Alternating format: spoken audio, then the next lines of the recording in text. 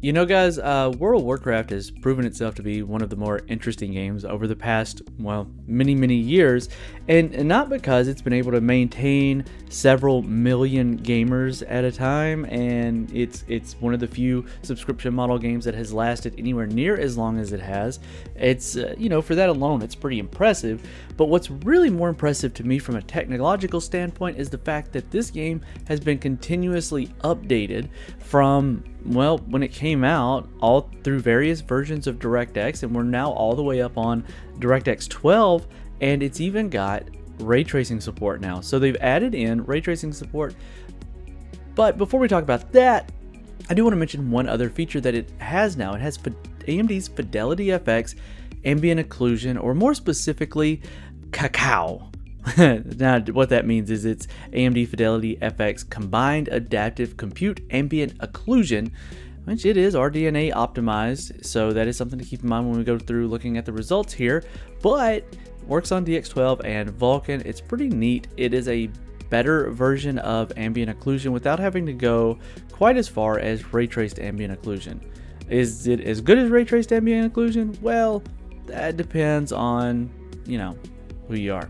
I personally think ray tracing ambient occlusion is still far superior, but if you can get somewhere in between, well, you know what, I'll take it if we can get it in more games. But back to the shadows. So Raytrace Shadows in a game like World of Warcraft, why would you even want that? This is a game that's very cartoony, it's old. Well, quite frankly, this is one of the games where I'll say that Raytrace Shadows makes quite a big impact because it adds a depth to the image that you didn't get before. So the existing shadows were just kind of like, they were real-time shadows, and they just kind of like blobs that threw around on top of characters. But with the ray trace shadows, they are very defined shadows on the characters and the world that look quite accurate. And what it does, again, it adds a depth to it that you didn't quite get before. And it's not going to be a game changer, but it is definitely something that's nice to do.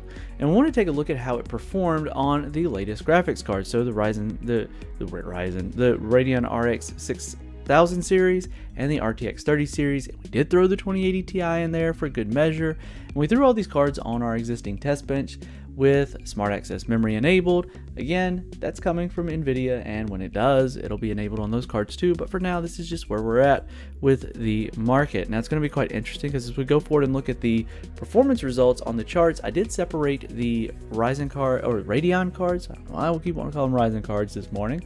Radeon cards from the GeForce cards for, well, it's really just to make it a little easier to read. There is no DLSS in this game, so we're running at native resolutions all across the board, and we are only doing 1440p and 4K. We're doing ray tracing on and ray tracing off in two different scenarios. One scenario is where we're on foot in Stormwind, running from the Citadel to the entrance of the city, and the other one we're taking a Griffin ride from, where is this? Let me check. From Stormwind to Karanos. And because it was the cheapest flight I could get, they give me a good bit of time. And we're doing 1440p and 4K with ray tracing on and off, or rather off then on, and all of the other settings are maxed out. So let's take a look at these results and see where we land. So at 1440p max graphics with ray tracing disabled, well, I don't know if a whole lot of people expected to see these results or not, but it looks like the red team is out in the lead. So the Radeon cards are out in the lead, and if you look up at the RTX series, you see the 3070 is edged out the 2080 Ti on the average, but not on the 1% percentiles. Now, there is something to take note here at 1440p. The NVIDIA cards, once I reached the 3070, everything past that was only running about 80% utilization. It was definitely pegged as far as CPU utilization goes. So it was interesting to see that on the NVIDIA cards. The AMD cards saw the same thing once you got to the 6800 XT. The 6900 XT looks like it barely did any better because it was bottlenecked. It was by the CPU, even at 1440p. What happens when you turn ray tracing on? Well, those frame rates dip quite a bit. However, probably didn't expect to see this. In this particular title, the RX series cards are running quite phenomenally at 1440p, and again, once we turned ray tracing on with the other cards, you notice they all kind of set right there at the same. Once you get to the 3070, well, even the 3070 seemed to be bottlenecked. It was not running full throttle at this resolution. It was quite interesting. The Radeon cards, they ran full speed, 100%, even with the CPU where it was. So it could have been smart access memory. We'll definitely probably revisit this one later once smart access memory is available on, or not smart access memory, but rather resizable bar, so rebar on the RTX cards. Now moving things up to 4K, this is where things usually get a little bit dicey when it comes to the shift, where the RTX cards tend to pull ahead, but we see here very much the same story. The 2080 Ti and 3070 right there neck and neck with each other. They scale much better, but even here we were seeing limitations on the 3080 and 3090 as far as utilization. But we were not seeing the same thing on the RX 6800 and 6900 XT models. So that was quite interesting. Turning ray tracing on in the city, in the city at 4K, big hit, but very much the same story that we saw before. Still really good performance from the Radeon cards. Moving things out to the world, where we're going on the Griffin ride. So taking a ride on a Griffin. Things get a bit interesting here because we see a shift. We see some things change up a bit. So we see right here at 1440p, max graphics, ray tracing disabled. We see, I mean, it's very similar, but we see really good performance. I mean, come on, guys, well over 200 FPS, well over. Now you do see quite a big dips there that happens at one part of the flight. Now what happens when you turn ray tracing on? Well, this is what we're kind of used to seeing, much more common. This is the more common numbers that we're seeing with ray tracing, but you still see really, really good performance from the Radeon cards. And expected performance. Now for some reason while you were in the flight, everything was running full fat, so nothing was really being held back. So that was interesting to see there. Moving things up to 4K, we see still really high frame rates, still really, really good performance there all across the board. The 1% percentile still dipped quite hard, but again, that's one section of that flight where it really gets hammered.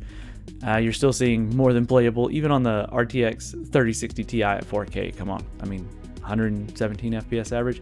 But when you turn ray tracing on, you see a much bigger hit on the Radeon cards than you saw on the NVIDIA cards. So there you go, there's where you are with that.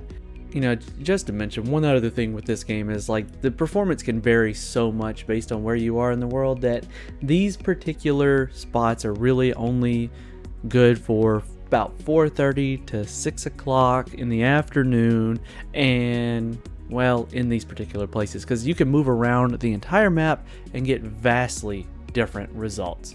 This was a very interesting game to test, and it had some really interesting results where we saw it was very much akin to what we've seen in the past with like Dirt 5, except unlike Dirt 5, these shadows are very evident. They're very prominent, and it's not hard to see those.